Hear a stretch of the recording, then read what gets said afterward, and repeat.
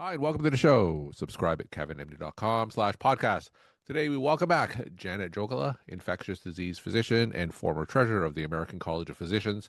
Today's Kevin MD article is reflecting on the significance of World AIDS Day from the 1980s to now. Janet, welcome back to the show. Thank you so much, Kevin. Great to see you. All right, so tell us what your latest article is about.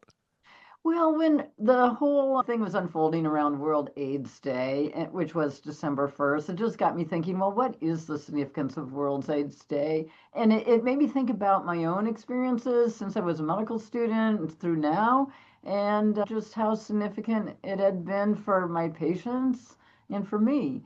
So that's what I was reflecting on, like a number of these different patient interactions and a number of different things, which I touched on in the article. All right. So I would love for you to share some stories about your background and training. I know that we've talked in the past that you've trained in Boston at the old Boston City Hospital. Yes. In your article, you described growing up to see your first HIV patient in 1985. So tell us Yeah. about that moment and Yeah. how that moment shaped your early understanding of medicine and HIV. Will do, Kevin. And I tell you, it makes me a little teary-eyed actually thinking about all of this. It was such a profound time. So anyway, in medical school around that time, of course, it was all in the news and and all this stuff. We were hearing all these horrible things of young people dying. We didn't know how it was transmitted and what was going on. And people were really overtly discriminated against. It was just Mm. so sad. It was tragic. At any rate, so as a medical student, I remember, rounding with the team and, we came to the door, the patient's, door to their room. We were in the hallway and the attending turned to me and said, well, you don't have to go in the room if you don't want to. And it's like, well, whatever, what is this? But, this patient had pneumonia. In retrospect, I'm sure it was pneumocystis. But remember, people didn't know how any of this was transmitted. So we Mhm. put on gowns, we put on little booties, it's like we were going into the OR or something, caps on our heads, Mhm. gloves, masks, the whole thing. And we walk into the room, and we stood there probably, I don't know, 10 feet away from the bed, at least, all of us, a group of us around the bed. And that's about all I remember is just in retrospect how hard we were working to protect ourselves because we didn't know exactly what this person had or if we might all walk out infected. So that was weird, in retrospect, of course, but that's where we were at that time. So it's just odd. There was so much unknown, of course, about HIV and AIDS Yeah, back in the 80s, right? yeah, yeah. You in your article talk about being instructed to tell a dialysis patient that he had AIDS all by yourself. So tell us more about that. What happened there? Well, again, things were kind of early on, and I will not share the name of the institution where Mhm. this happened, of course. But yeah, I was doing a way rotation, and it was a nephrology rotation. And dialysis patients, certainly at that time, were at very high risk of getting infected with all the exposure to blood products, and all that stuff. Well, anyway, this patient, the test was done and they were positive, and my attending just turned to me and said, well, just please go in and tell this patient that they're positive. Mm. And it's like, oh my goodness. Well, okay. And again, I was kind of a shy, trusting, kind of quiet medical student. And I did as I was told, and I walked in and I told this patient that, and he just, he knew exactly what, I was talking about, but his eyes just, kind of bugged open Mm. and he just looked at me like, oh my goodness. And he more or less screamed. And then he ran out of the room. He just kind of abruptly left the room. And I was just like sick. I was sick to my stomach.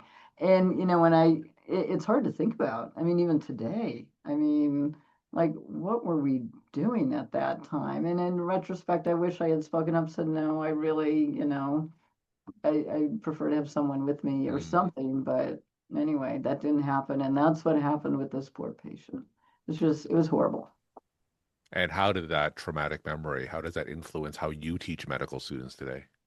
Oh, great question. Well, let me tell you, this whole HIV thing, I'm sure that motivated me to eventually pursue infectious diseases, Mm. you know? It was just so, oh, again, it makes me teary-eyed. It was so wrong. It was just so wrong that these people were discriminated against because of an infection that they had. I mean, go figure. I mean, it's just craziness. So, at any rate, it struck a chord in me that I wanted to serve these patients and just take care of these people who they needed compassion, they needed empathy, they needed care. And there are people who just won't do that. And it really moved me.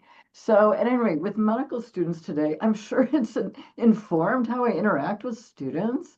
But yeah, it really has helped shape me into being a student advocate, a resident advocate, Hmm. that we don't put students or residents in situations like that. And we have their back.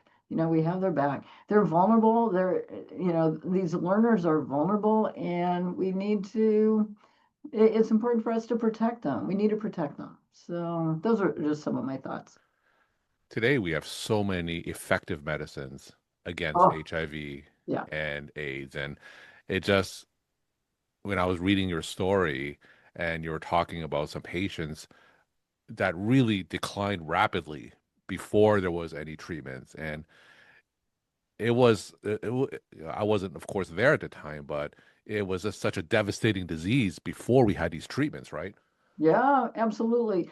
I was thinking back to my days in residency at Boston City. I'd say I remember counting at the time, it was about 25% of our patients at any given time had HIV/AIDS, and typically advanced HIV/AIDS. So these were people with pneumocystis or cryptococcal meningitis or, disseminated Mycobacterium avian infection, whatever it was. But yeah, and as a young resident, whatever, late 20s, early 30s, but in that ballpark, like with our fellow residents just graduating from medical school, these patients many of them were our age. Hmm. We are seeing people die who of an infection, this brand new, ugly, horrible infection. And yeah, there's one patient I, spoke about or wrote about in the article, this woman who I cared for in the hospital, and then later she had come back in, and at this time she saw me and she recognized me, and I look in her room and it's like,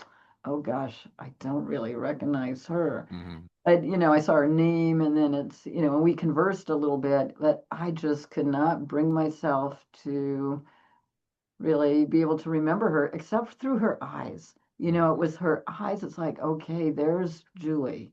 That's right. But aside from that, she had advanced Mycobacterium avium complex infection disseminated. And yeah, she died a week later. It was just tragic, absolutely tragic.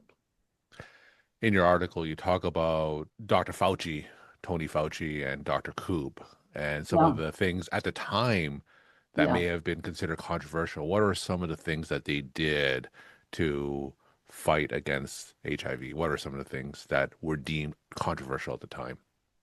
Sure. And there's a lot, if we Google it and go, look online, there's a lot of really wonderful information there. So with the former Surgeon General, C. Everett Koop, apparently early on there was controversy about the fact that he didn't speak out enough, but then later on, towards the end of his term, he was speaking out and speaking forcefully. And there's some really lovely quotes that you can Hmm. find online. But he's saying, look it, we don't have treatment, we don't have a vaccine. All we have today is education. We can offer our care, and we in education. So we have to educate people. We have to protect ourselves. People have to protect themselves. And he said, I'm the Surgeon General of everybody. Hmm. And that was a powerful, important statement. Tony Fauci, early on, he was vilified at that time too, because he was at the NIH and people felt like he wasn't doing enough, especially the activist patient groups, felt like he wasn't doing enough to help get either patients into trials or new drugs out. And he did at that time, radical things, but started meeting with the HIV activist Hmm. groups. And he he's a hero, absolutely a hero. But he was able to expand access to, it was called the parallel track of clinical trials, and also push through again and make available these new drugs that weren't available to people before. And that was tremendous, absolutely tremendous. Another thing with Tony Fauci, he was the brainchild behind PEPFAR. He worked with the team of President Bush back at that time to put this all together and get this out. And absolutely, he's absolutely a living hero. So, And so for grateful. those who aren't familiar with what PEPFAR is, tell us what that's about. Right, that's the global program to end HIV, but that the United States poured in a ton of money appropriately, a ton of money to expand access to treatments all over the world. And it's been credited with saving millions of lives and preventing millions of infections around the world. So it's been hugely successful. And it's been probably the largest program in the world that's been dedicated to just one disease, and in this case, one infection. And it's been, yeah, just hugely successful in terms of saving lives all over the world. As you reflected back on the decades of HIV AIDS history, what are some of the biggest advancements or breakthroughs during that time that really turned the tide against that virus? Oh my goodness. Well, there's been a number, and there's been so many people that have been involved to do this. I mean, it's tremendous. But probably, one of the biggest breakthroughs was with protease inhibitors in the mid Hmm. 90s. So suddenly we have a cocktail to Hmm. use to give patients, these antivirals so that their infection can be managed. And that was huge, absolutely huge. Trip Gulick is a colleague of mine who's in New York City, and he was the one leading the trials at that time, and it was just fabulous, fabulous news. But that was a real game changer. I think, especially with all these clinical trials that have been going on, we have to remember it was all, people like Tripp and others, of course, kind of leading those trials, but it was the patients who were enrolled in these trials that made all the, information then available to us. We have to thank these patients who served, the world, all of us in this way. So that's one. There have just been so many, since that time. The whole concept of let's see, undetectable equals untransmittable. That's a huge Hmm. concept. So meaning that if someone's viral load is suppressed, and if it's been suppressed for at least 6 months, they cannot transmit the virus. That was a real game changer as well. And closely tied to that is the whole idea that if someone's undetectable, they can't transmit the virus. So of course that's treatment as prevention, right? So that concept actually was really important too, Hmm. not only for all of us as caregivers, but for patients. Just huge. So those are a couple that come to mind. So, what do we have to look forward to? We're speaking in January of 2026. What's on the horizon when it comes to HIV treatment or prevention? Good questions. Good questions. Fingers crossed with all of this, because so much of it, certainly in the past, is dependent upon federal funding for Hmm. all of these studies and all of the treatments and studying vulnerable populations and all that. That is so critical. So it is dependent. It has been dependent forever on federal funding, so we'll see where all that goes. That said, today there's been some exciting developments in injectables in terms of preventing HIV acquisition. Hmm. I mean, that's also a game changer. Someone may get, yeah, a shot, and then they're protected against HIV infection. So it's a periodic shot, and they're protected, and that's also a game changer. There's been some exciting work going on related to HIV vaccines, kind of in Hmm. parallel with all of this. So that remains exciting as well. And again, I think we've also learned a lot about, say, over the years, side effects with the antivirals. So we're in a better place with all of that, and we continue to move to simpler regimens. We know that in certain populations, they can be effective, and simpler regimens with fewer side effects than what there were before. So those are all really, really good things. The goal, of course, is to end the pandemic, to decrease the number of infections, to get it as close to possible to zero, if not to zero, as best we can. And, fingers crossed on all of that.